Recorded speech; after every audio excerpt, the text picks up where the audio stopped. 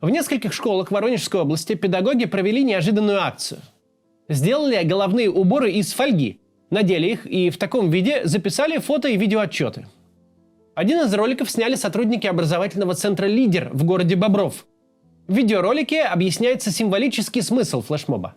Изготовление шапочек из фольги – это не только интересное и творческое занятие, но и важный патриотический акт, символизирующий готовность защищать свою родину от внешних угроз.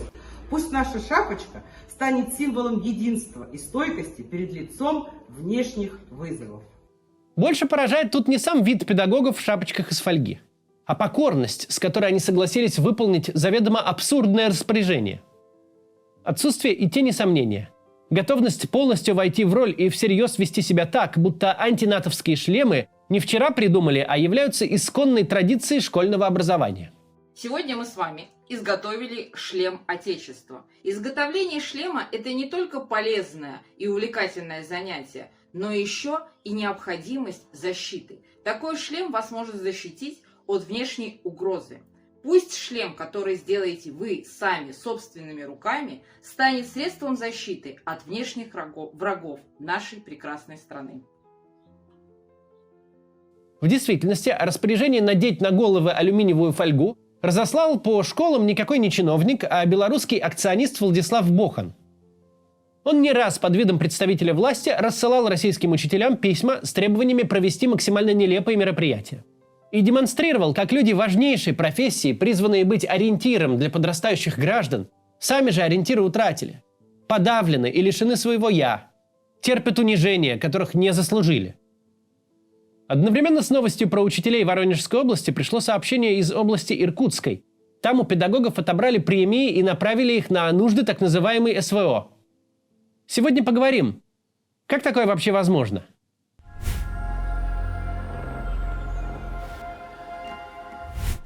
В любом, хоть сколь-нибудь состоявшемся государстве, школы не только дают знания из разных сфер человеческой деятельности, но и занимаются своего рода воспроизводством нации. Они в огромной степени формируют облик страны и общества, являются просто фундаментом государства. Можно прожить целую жизнь и напрямую ни разу не соприкоснуться ни с судами, ни с полицией. Да, проблемы с судебной и правоохранительной системой влияют на жизнь всех граждан, но зачастую влияние это косвенное и не всегда очевидное. А вот в школу ходят все. Исключения, если и бывают, то единичные. В России каждый ребенок обязан отучиться 9 классов, но большинство ходит в школу все 11 лет. В первый класс поступает малыш, который едва освоил алфавит. А последний звонок отмечают выпускники, которые уже или могут голосовать и избираться в органы власти, или совсем скоро такое право получат.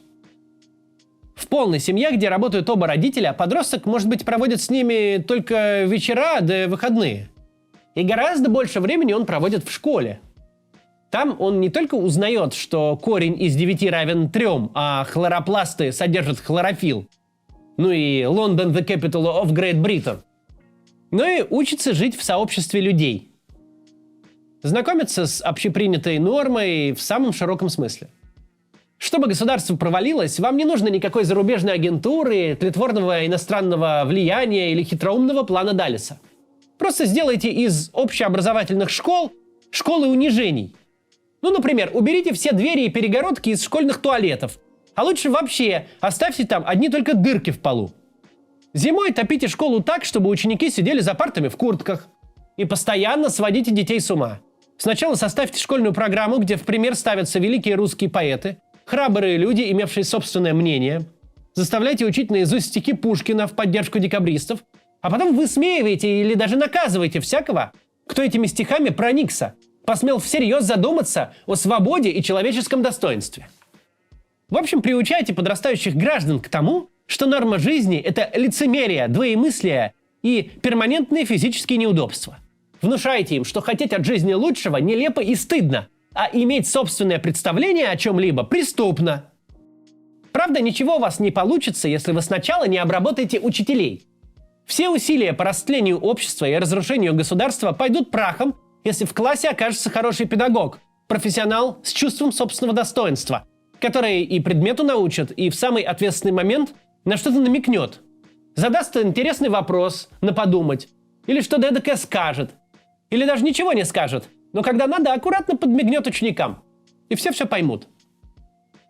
Российское школьное образование – это в самую первую очередь система подавления и унижения именно учителей.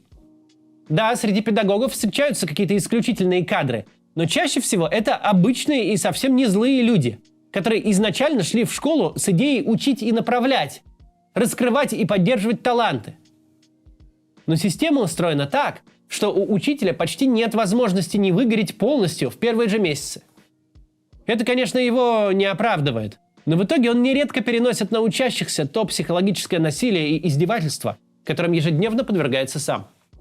Можно целый час перечислять самые разные способы подавления педагогов, к которым прибегают чиновники. У каждого учителя на шее сидят функционеры из Министерства просвещения, из Рособорнадзора, из городского департамента образования и из кучи других ведомств. И все считают допустимым третировать педагогов. Особенно в каком-нибудь таком духе. Ах, тебе назначили надбавку в 5000 рублей? Что ж, отработаешь на все 50. Ну а каждая избирательная кампания – это просто прямое унижение учителей, принуждение к нарушению закона, вплоть до уголовщины, вроде вброса бюллетеней и переписывания протоколов. По всем международным нормам лишение человека полноценного сна считается пыткой. Если эта базовая потребность долгое время не закрывается, поведение неспавшего меняется до неузнаваемости. Он не просто плохо соображает, к тому же личность деформируется. Прозвучит резко, но по факту огромное число сотрудников российских школ работают реально, но в пыточных условиях. Это ни разу не художественное преувеличение. Почти каждый российский учитель сможет в красках описать весьма изощренные издевательства, которые выдумывает отечественная бюрократия для него и его коллег. У того же хронического недосыпа ровно отсюда растут ноги. Из нечеловеческих переработок, из обязанности заполнять 100 журналов учета журналов. Иногда даже в 2 экземплярах, рукописном и электронном. Иногда даже говорят, что дети учителей растут как сироты. Их родители работают всегда, и в школе, и дома, и ночью, и в выходные. Да, встречаются педагоги, которые могут травмировать детскую психику и по своей собственной инициативе. Но в 100 раз чаще работник школы выступает просто передаточным звеном. Его со всех сторон бьет бюрократия, а он, не приходя в сознание, передает этот импульс дальше. Но даже если учитель в таких порывах сдерживается, он все еще может стать вредным примером для неокрепших умов. Ведь в детстве очень важно видеть крутых взрослых людей с волевыми и профессиональными качествами. Но в класс приходит лишь тень человека, опустошенный морально и измотанный физический учитель. Бубнит что-то 40 минут и уходит в учительскую заполнять журналы. Потому что качественно проведенный урок, умение увлечь, зажечь у детей глаза никто не оценит. А вот за плохо оформленные бумажки оставят на голом окладе, фактически без средств к существованию. Поэтому документация важнее всего. Есть даже такая учительская присказка: «Я за бумажками не вижу детей».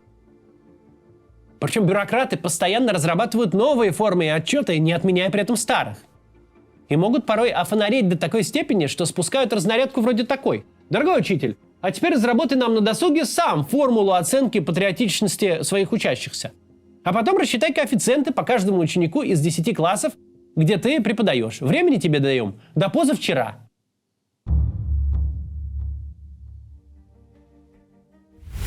Те из педагогов, кто начал карьеру еще в советские годы, возможно, помнят цитату Ленина: «Наступят времена, когда в мире останутся только 3 профессии – врач, инженер и учитель».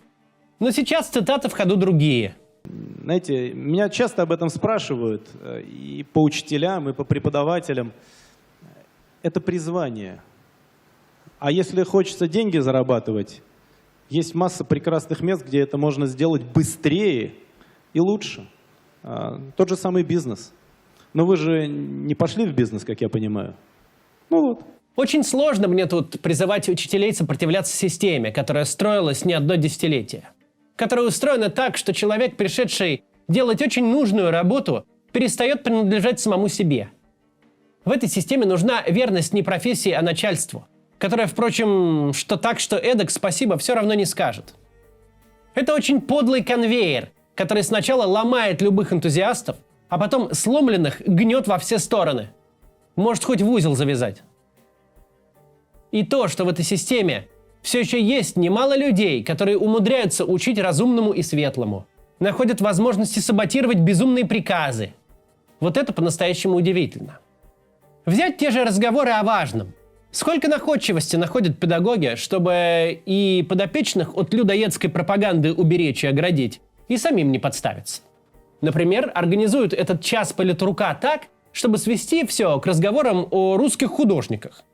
Ну и отчитываются так, чтобы никто не докопался. Проведено патриотическое занятие. Те, кому хватает сил и выдумки на такой саботаж, в кавычках, конечно, саботаж, в лучшем смысле слова, то вы просто невероятные, и очень круто, что вы так делаете.